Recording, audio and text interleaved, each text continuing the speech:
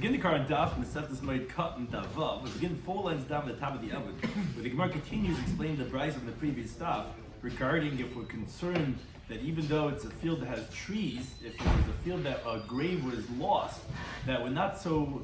Rabbi Yehuda says we're not so convinced like the Tanakama that if there's trees it must have been plowed and then it's not anymore so the shenevet b'kebet, so the shenechesh b'kebet, and the Gemara continues with his opinion to explain that we have to treat it more severely until we know definitively from the Talmid Chacham that that it's not a problem about Tumah.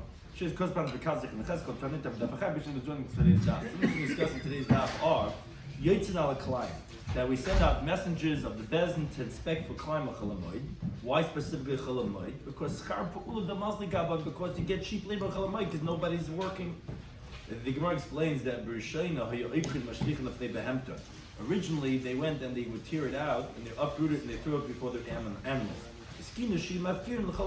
But then people were excited, they were happy that they're weeding it for them and they're actually feeding their animals. So then they made it at the end that the whole field should be ownerless. That it's permitted to divert water from one tree to another one on Chol Moed because to avoid the loss. The plants were not watered regularly before Yom Tov, whether it's permitted to water them on Chol Moed. That you're allowed to trap moles and mice from orchards and from fields of grain in the usual way, both on Chol Moed and on Shemitah, because they damage the field. And the price adds it's permitted to destroy ant holes in a field on Chol Moed, and explains how this is done. So begin the Katan Daf, Daf Vav, 4 lines down at the top of the Yomim. As we had mentioned in the previous Daf, there was a brayso that had a discussion regarding a field that you had a grave that was lost, and you don't really know, is a grave lost or is a grave plowed? So he said, depends if you find trees or not. And the Gemara explained exactly how the case unfolded, but be that as it may, when there's trees, we're presuming that it was plowed over, and then you're not going to have a tumah of oil. Now, as the Gemara quotes right now from the brayso we had mentioned in the previous stuff, Rabbi Yehuda, he says, he says, no, just having trees is not going to allow us the leniency of saying that there's no actual grave over here that shouldn't have tumas oil. Until there's an elderly person or Talmid Chacham, they're not even so proficient. So just having trees won't tell us for sure this halacha. You need to have someone who can verify this. Now, Al Abaye says Shema Mino could infer from Yehuda's statement is Tzubim Rabbanim. If you have a Talmid Chacham in the town, everything that happens in town is imposed upon him. That we see that a Talmid is supposed to be a baki. In all these different areas, he's supposed to be well versed and know what's going on in town because they're going to ask him, saying, "Well, what's the halakha status?" Because I said in the base measures, he says, no, he has responsibility to know what's going on to verify that. Now, going back to this halacha of the marking of the graves, which the halacha of the mission that we're discussing, so Amar Rabbi Yehuda says, "Matz even mitzuyenes," because we said one of the things they did on Chol Moed was they would mark the graves. So Rabbi Yehuda says, if you find a stone that was marked with the plaster. So tachtea tameh. So beneath it, you're going to presume is where the tumah is. Now, the Mefarish explains why that is. Here, you don't have to distance the marker from the stone where the tumah is, because the stone is very high above the ground. So you see the marker immediately before you get there. In contrast, we had said in the previous Daf by a field, then we said you have to distance the marker a little bit, because sometimes you're not going to see the marker until you get there, and then you're ready to touch or you're ready to mow. But here, where the stone is very large, it's okay, you could just mark it with plaster and you'll know the tumah is beneath it. Now, let's say there's shtayim. Let's say there were 2 stones that were marked. So then we're going to say that beneath those stones are where the tumah is. But between them, it depends. Im yesh sid beinehim, if there's plaster between them on the ground, so then beneim tumah. Then we're going to say that between them is also tumah, there's a dead person there. And it's because of the fact that it was marked with plaster.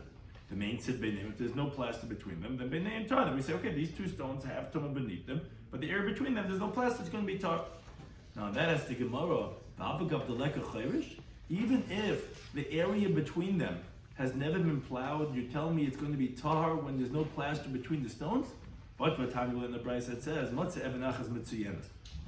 if you find 1 stone that was marked with plaster, so beneath that stone is going to be tummy. Shtayim, if you find 2 stones with plaster on them, so beneath them is going to be tumah. And what's the area between these 2 stones? Im yesh chayish beinayim, if the area between them has been plowed over, so then beneim tar. Then between them is going to be tar because, in general, like we said, it's a suffix. And now that you have the plowing, which we said adds another dimension of stuff, because maybe the plowing has removed any bones that there was over there, so it's going to be tar. But if it wasn't plowed, beineihem tummy, the area between the graves are going to be tummy, even though there's no plaster, because since you marked the stones on either side, obviously the Bryce is saying we're not concerned for marking the area in between. It's obviously like the bookends, and you know that everything in between is going to be tummy too. So that contradicts the halacha of Rabbi Yehuda. Rabbi Yehuda said that if there's no plaster, it's going to be tar, even though it's not plowed. He doesn't mention anything about plowing. And the Bryce says no, it's only if it's plowed. But if it's not plowed, even though there's no plaster, it is going to be tummy. That contradicts Rabbi Yehuda. So now Papi says, no, Hachal behind the Brisa that says that if it wasn't plowed, it's going to be tummy, is for example where the case is slightly different. We're talking about the plaster, yes, it was only on the two stones, but it was poured on the tops of the stones, and the meruda lekan, and it was slanting towards the middle part. So it was on the stones facing the area that's between the two stones. So that's what the Bryce is saying. So if you plowed the area between them, tar. The area between them is going to be tar. Why? Because the Amar can tell you machmas chorishu and the gears is not the ikpil but the iklif.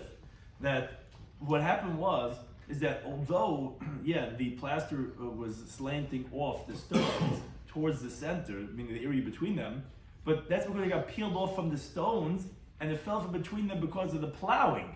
The plowing caused the shaking and caused it to fall off towards the center. So then we're going to say whatever plaster looks like that's going towards the center, and that was just because it peeled off. But if it wasn't plowed, then sid the beini beinu. So then, what's that plaster? That plaster was made because it was marked over there to show you that there is tumah actually between them, and therefore for them, it's going to be tumah because of the fact that there is a little bit plaster going towards the center. But without any plaster that was meruda beineihem, so then we don't need to have plowing. That's like Rabbi Yehuda. So again, the resolution to the contradiction is if you only have plaster on top of the stones, so then we say, okay, only over there. But between them, there's no plaster. So like Rabbi Yehuda said, you don't have to presume any tumah. But if it was meruda mikan lekan, meaning it was like dripping off a little bit towards the center. So then, wait a second, why is it dripping off a little to the center? It looks like, you're running it off to show you that it continues. So if it was plowed, I said, no, the reason why it fell off towards the middle is because it was plowed. If it wasn't plowed, then what's it doing over here? Why is it a little bit showing towards the center? Must be because it's trying to show you that it's going to be tummy. That's why you need to have the plowing. But Rabbi Yehuda's halacha, there's nothing at all in the center, meaning towards the middle, and therefore that's why it's going to be tahar, even without the fact of being plowed. Now, related, Amr Abbasi says, Meitzed Efer Mitzvah. Let's say you have a field, and one side has markings of that there is tumah over here. So who tummy? So that border is tummy. And the rest of the field is going to be tar. Let's say let's have two borders that are marked. So those two borders are going to be tummy. But the rest of the field is going to be tar. Shleish have three borders that are marked. Those three borders are going to be tummy. The rest of the field is going to be tar. Arba, if all four borders are marked, hain tar. Actually, the borders are tar, and it's actually the interior that we're going to say the whole field is going to be tar. Because like the master says, you're not supposed to distance the area of the tumah, meaning of where you're marking it, so that you don't cause a lost Eretz Yisrael, as we said in the previous daf, because people are going to stay away from areas that are not really tumah, and we need as much space of Eretz Yisrael as we can get. So therefore, they marked all the four boundaries to tell you that the whole field is tummy. Because we wouldn't have marked all the four sides if not for the fact that it was including the whole field. Now, you can't mark just one side because then you would be, you can't distance the marker too far from the Mokum Tumah. So if the Mokum Tumah is all the way on the other side, so what are you doing marking over here? So, and again, it's a little complicated exactly where do you see from this statement, this teaching, but essentially, when you're marking all four sides, it's telling you that it's the whole perimeter, that it's like closing off the area. So it's saying that it's inside, not necessarily the outside, because you would say that, hey, it's not beneath here that's going to have the tumah, because you're distancing it a little bit. But you can't do it too much, So if it was, you can't do it on one side, because then it would be too far from the rest of the tumah. So when you do it on all four sides, it's essentially saying that the tumah is going to be a little bit away from the border, because you don't do it right on top, you do it, but not too far. So again, you do it on three sides, then it can't be that it's the whole field, because then it would be too far from the fourth side. So if you're doing on anything but four sides, it means the tumah is right there. But if we do it on all four sides, then we're presuming that you're enclosing the area, and the tumah is going to be the rest of the field besides the area of the border itself. Now the Mishnah said, that on Chol Hamoed, additionally what they do is that they would go out to the fields, a Chol Hamoed trip, and tear out people's climb to make sure that the climb that's growing is forbidden. A good Chol Hamoed trip. No, you don't have to pay so much for. So the Gemara asks, is that really so that you go out on Chol Hamoed to rip out the climb? But wait a minute, it seems to be contradictory from Mishnah Masechta Shkolm. Mishnah Masechta Shkolm says, Be'echad ba'ader, just like our Mishnah made a list of things that are done on Chol Hamoed. Mishnah Shkolm talks about a list of things be'echad ba'ader. The first of Adar, Meshmin al Shkolm, they would make an announcement regarding the Shkolm that the Jewish people should bring their Trumas Hashkolm, the Machzah Shekel. We wanted that on Nisan, they take a Truma. They took everyone's Machzah Shekel, they would take it in separate the three baskets. It says, B'chodshe, L'chodshe Hashem, you have to bring new karbanas from the new Trumas on Rosh Chodesh Nisan. So a month before, Shloshim Yom Kaidim, they would make this announcement. And also, Ba'ala HaKlayim, and also for the Klayim, they would also go ahead and make the announcement on the 1st of Adar. Now, a whole list of things on the 15th. They would read Megillah in the walled cities from the days of Yeshua Nun, which Teza points out. We also learn Megillah on the 14th, but we're just giving a list that are done on the 15th, so we're mentioning this. And they would go out to get rid of the thorns on the roads, to fix the streets, and to measure the mikvah of 40 sah, where they would clear it out from all the garbage to make sure that it went in there the whole winter. They would do all the things that are needed for the public works. They would mark the graves. And they would go out, so they made an announcement on the 1st of Adar, but on the 15th of Adar, they would go around and checking to see everyone to make sure that the climb is being torn out if there's anything that's growing. Now, the Mefarish explains is, why isn't the Gemara asking on the rest of the halacha of the Mishnah? In our Mishnah, we usually spoke about Mesakna Hadirachim, Barachayvis B'chol Shemayid, and here we're saying it's done on the 15th of Adar. Why are you asking only from climb and not from the other halachas?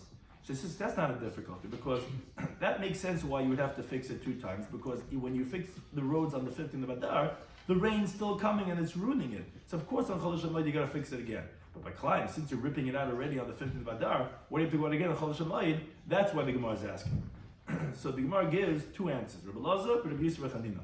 Thought number 1 says, it's not a difficulty. Kam be'boker, kam be'ofel. Regarding the early growths, you go out on the 15th of Adar. The things that grow late bloomers, you go out on the Chol Hamoed of Pesach. Chanam, another one says, it depends. Kam be'zroim, kam be'yerakas. For grain, you go out on the 15th of Adar, because that grows before the yerakis, before the herbs, before the vegetables. For the vegetables, you go out on Chol Hamoed. Now, Amar Abasi, Amar Bich, and he qualifies, says, we didn't learn that you're not going to be going out before Adar and before Chol Hamoed. It's only if the sprouts of the climb are not recognizable. But if let's say the sprouts of the climb are recognizable already before, then you would go out immediately. It could even be in Shvat. Doesn't make a difference. If you see it, then they would go out and rip out the climb. Now, says the Gemara,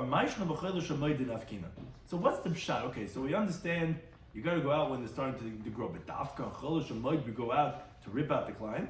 So Amar B'Yakov says, because of the wages of the workers, the muzigabon, which is cheap for us. In other words, a Chol Hamoed you can get cheap labor because no one's working. A Chol Hamoed everyone's off and everyone's just sitting around. Everyone, the family's going on the trip. So they say, hey, come, we need a job. Tear out some climbs. Say, why not? Now, Tais actually asked. The Gemara tells later on the Pigimel and Aleph that there's a Manda Amar that a worker, even if he doesn't have what to eat, is not allowed to work. So forget about you hiring the worker. How could you even get a worker? He's not allowed to work for pay on Chol Hamoed. So it says, because since it was for a mitzvah of tearing a climb, they permit the worker to work. So this cheap labor, people are not doing anything, and they're not working. So therefore, that's why you're doing a Chol Hamoed. Now, Amr Zvid, Veitim, some say Mishar, she says, So Shema Minah, what we can infer from this, from the fact that we're trying to get cheap labor with us, Chazal, the Chacham, the Bezin, they're so concerned to try to get cheap labor, is that Kiyavin Luschar, that when we pay the workers who are getting rid of the client, must be Matrumas Alish Kiyavin Lu. We're giving them from the separations, the elevated from the chamber of the coins that we get from the Maftzah Shekel from old Klaiso, which Taisa says that's not a problem, Ila, because the courts can decide what they want to use it for. And there's many different services that we use from the Trumas Alishka. And he says, I'll tell you why. Because these Sakadatak made it do, if you would think to say that the owner of the field, he has to pay for the workers that we're bringing over to rip out his client, Yavinaluhu, they would have to give it somebody nafka laminayu. What do we care? Why are we so busy making takana that the chalash and light because of the wages? Let him get rid of the client whenever he has to, even though he's not going to be able to get cheap labor. Kol kama the boy whenever he needs to, litanu, let him give it to them. Obviously, it's from Trumas Alishka that we're giving the wages, and it's us, Chazal. We're the ones who are getting rid of the client. And as much as we could minimize the waste of hektish money, we're going to go ahead and do it. We're going to go and do it on chalash shamayid. When it comes to a shul, hektish money, we're not just throwing out money because it's hektish money. Now, it says the Moed Katan, how much is considered klayim that you have to go ahead and be mevatel it, like we said, that we go on chalash shamayid and we get rid of it. So I'm going to Shmuel Yitzchak, he says, it's like this that we learned in the Mishnah says this klayim. Kol saw, when you have a measurement of a saw, Shieshba, that you have in there as a continuing days, a roiva, a quarter of a cow, which is 1/24 of a saw of zeram minacher. So if you have 1/24 of a different type of seed that's growing together with it, which makes it into climb, then you have to minimize it where if you're planting a quarter of a cow, you have to minimize it and uproot it so that you don't have the measurement of climb. Says Gemara, I would time in the Brisa Heskina the instant Shima Kol Hasad Kula that you should declare ownless the whole field. How could you say you might? You just have to minimize it to make sure that it's less than 1/24. The Brisa says that the whole field is going to be hefker, and everything is waste. Says Gemara, not difficult. It depends if it's before or after the takana that was made. The takana in the Brisa, but it's showing originally. That the shluchei bezin would go ahead and they would tear out the climb and they would throw it in front of the animals of the owner. And the homeowners are happy for two reasons. Achas, one is that the agents of the court were weeding lahem, so the same for them their field, because when they're taking the climb, by default it's weeding it. And the other one is that they were actually feeding their animals. So then they subsequently instituted they should tear it out and throw it onto the roads. But they're still very happy. So they say because they're weeding their fields, even though the animals weren't eating it. Then the then they instituted that the whole field should be hefker. But before the takana, it wasn't that the whole field was going to be hefker. You just have to be mayed from the shiur of the climb, and therefore, it's not a contradiction. Depends if after the takana was only then that they said that the whole field has to be hefker. The next Mishnah continues the theme of the opening Mishnah of our Masechta, which was regarding watering an irrigated field. So we continue with other watering that's permitted and what's not permitted. He says, you could draw water from one tree to another tree, which Tyson previously explained, it's just the norm how they used to do it. But that's because trees are like an irrigated field where it would be a great loss if you wouldn't water trees. But as long as you don't water the whole field, because the rest of the field is considered like halachic status of the stay base abal, which is enough from rainwater, and therefore not such a loss, and then you're not allowed to water the rest of the field. You can do from the area of the trees, but not the rest of the field. Another halacha says the Mishnah,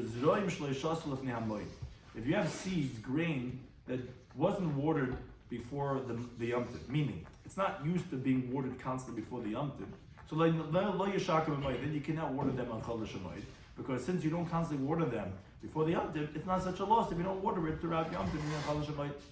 But the sages, they permit by both cases. They permit you by the orchard, by the field of trees, to water the whole field, and also they permit you on Chol Shamayid to water even seeds that were not watered before Chol Shamayid, because as Mefarish points out, who's this Chacham? It's your mayor that was mentioned on Beis and Aleph, that he said that you could water even a stay base abal, even a non-irrigated field, and he's the most mekel, and he's the chacham that we're mentioning over here. Now the Gemara qualifies Amar Rabbi Yehuda. He says this opening halacha of Rabbi ben Yaakov that says that although we let you water the trees, but you cannot water the whole field, but if the field was moist and now it's drying up, then it's permitted to water the whole field, even though it's a stay base abal, even though it's a rain field, because since a batana is moist, if you're not going to water it, it will be a hefsid. It will be a great loss. So therefore, even he would agree in that situation it would be permitted. And Tanam HaChazim on the Brisa, like Rabbi Yehuda said, when they said in the Mishnah this halacha b'lezim Yaakov that you're not allowed to water it on Chol Shemayid, they only said only if it's seeds that were not watered from before the Yom Tov. But if it's watered that was seeds that were watered from before Yom Tov, that's one halacha. That's the inverse of the halacha that he said in the Mishnah, that if it was not watered before Yom Tov, you're not allowed to water it. This is saying, but if it was watered, then you are, because it would be a problem. And then this is the second halacha that's talking about like Rabbi Yehuda. If it was a moist field and now it's drying up, then mutter, this is like you see like Rabbi Yehuda, it's going to be permitted. Another halacha the Brisa says, "Ve'ein mashkin sadik garin b'mayim." You're not allowed to water a field that was always dry. You're not allowed to water such a field on Chol Shemayid because again, you don't need to water such a field. It's not because it's used to being dry. But like they said in the Mishnah, they permit both a sadik garin that was always dry and with seeds that were not watered even before Chol Shemayid, because like we said, Remeir holds even those you're allowed to water. Which Amar Avinu says, but from the Chacham we see that high tarbitza regarding a garden, shadili tarbutze, so it's like interesting, the same word, but there's discussion exactly what does tarbutze mean. But Rashi, the Mefarish explains that it means you let us sprinkle on water on this garden, on Chol Shemayid, even though it's not going to be a loss if you don't. Because Sadik God in my time, what's the reason that the Chacham permits you to water a dried field, even though it's not going to be a loss? Because the Afla Mashvil Acharfa, that which would be coming delayed is going to come quicker now, so it's not a loss. And even so, they permit you to water it like that just to make it better. Heroes of my garden, you let us sprinkle it because Afla Mashvil Acharfa, that which would have been taken a longer time to develop, is now going to come out even quicker. So therefore, you see the halacha from the Chacham. Now, tell me when the Brisa continue with this about this tarbutze, about sprinkling. So, marbitzin, you let us sprinkle a sidei loven, a grain field, which is a beis abal, a grain grows generally from the rain. You're allowed to go ahead and sprinkle that b'shviyas in the Shemitah year. Which Tosfos discusses that it seems like the way Rashi explains over here is that a regular watering would be forbidden in the beis abal, but we're saying specifically marbitzin, that a little sprinkling would be permitted in the Shemitah year. But you're not allowed to sprinkle a grain field on Chol Shemayid. Says Gemara, in the Brisa that says marbitzin, you're not allowed to sprinkle bein b'mayid bein b'shviz, not only in the Shemitah year but also Chol Shemayid. So my brother says like that's not difficulty. This Brisa that says that you're not allowed to water it on Chol Shemayid is Rabbi Yaakov, who he says in the Mishnah that you're not allowed to water the whole field. And a grain field is a stei beis abal, you're not allowed to water. This Brisa that says that you're allowed to sprinkle it whether on the Chol Moed or on the Shemitah year is the Rabbanan, who's the Chacham in our Mishnah, who said you're allowed to water even the whole field. So it's not a contradiction, that's the Machlekes. Another Brisa, related halacha, Marbitzin stay loving, you're allowed to sprinkle a grain field erev Shviyas, before the Shemitah year, because the vegetables should come out in the Shemitah year, but you're not allowed to water in the Shemitah year, so they should come out in the Shemitah year. But the lawyer, not only that, you're allowed to sprinkle a grain field in the Shemitah year, that the vegetables come out after Shemitah. So you could water it before to come out on Shemitah, or you could water in Shemitah that should come out the year after, but you cannot water it on the Shemitah year that should come out on the Shemitah year itself. I can tell you, I look at the next Mishnah that qualifies these heterim on Chol Shemayid. Says the Mishnah, Sodin as ishus, which the Gemara can explain what the ishus are. You're allowed to trap the ishus as agbarim and the mice, mistei ha'ilon or mistei ha'lavan, from an orchard and from a grain field, because these creatures cause a loss to those fields. And you could trap them kedarka in the normal way. You don't have to do any shinui. You don't have to change any way in how you normally trap them. Now, this is both the Moed, this is on Chol Shemayid, and the B'Shvis in the Shemitah year. Even though you can be fixing the field on by trapping them, which Taisa says, why do you tell me why you can trap these animals in Shemitah? They don't work in the land. And actually, why does Rabbi Yehuda actually say so then they do it in the normal way? Which is, he's the Chacham Ayman that we're going to quote in a moment. Says Taisa, because if you want to trap these creatures, you have to get rid of the stones from the field when you're trying to clear out these creatures, and therefore you're going to be making the field better. That's the Chiddush, that still, to trap these creatures, you're allowed to go ahead and get rid of those stones. Now, the Chachamim, they say, no, not just so blanket. Misteha ilun kedarka. From a orchard, you can get rid of these creatures in the normal way, because that's a great loss. But Misteha lavan, but from a grain field, you can only get rid of them, you can only trap them shalei kedarka in an abnormal way. You cannot trap them normally in a state lavan, because it's not such a loss by a grain field. So you have to do it in somewhat of a shina. And another halacha, l'karenes appears to the Moed. Let's say part of a wall collapsed, and you could go ahead and fix it on Cholash Moed, and B'Shvi is Bani Kedarka. And in the Shemitah year, you could do it. You could build initially a wall, even though it looks like you're doing it to protect the produce, but it's not actually working the land. So therefore, then you could initially even go ahead and build the wall in the normal way. So the Gemara says, "My ishus." We said one of the creatures that you could trap on Shemitah and Cholash Moed is an ishus. What is that? It says a barrier she'en lo einayim. It's a creature that doesn't have any eyes, and it digs in the ground, which is a mole. So a mole and mice are those creatures that you could trap from an orchard in a grain field. Now, Rabbi Shloimy Schwartzberg says, "Micro." What's a pasuk to show us that the ishus is a creature that doesn't have any eyes? It's a pasuk in Tehillim. It says, "Kamoy shavlu," like a snail, temes, that it melts, yalich, as it goes. In other words, when the snail comes out of its shell, so then it's like this mucus that falls from it until it just totally melts and dies. Neifel Eishus. The Eishus falls, Bal Chazur Shemesh, it doesn't see the sun. In other words, so too the Eishus, it suddenly collapses to the ground and dies because it doesn't see. So too the wicked is what the pasuk is trying to say in Tehillim. But you see that the Eishus is a creature that Bal Chazur Shemesh that doesn't see, and that's the mole. In the Brisa, elaborating on the Halacha of Mishnah, you could trap the mole and the mice, from an orchard and from a grain field in a normal way. And another halacha that we didn't mention in the Mishnah, says the Tanakama, you could also destroy ant holes. How do you destroy it? So Shloimy says, I'll tell you how. Maybe often what you do is you bring earth from this hole, and next time you put it into the other hole.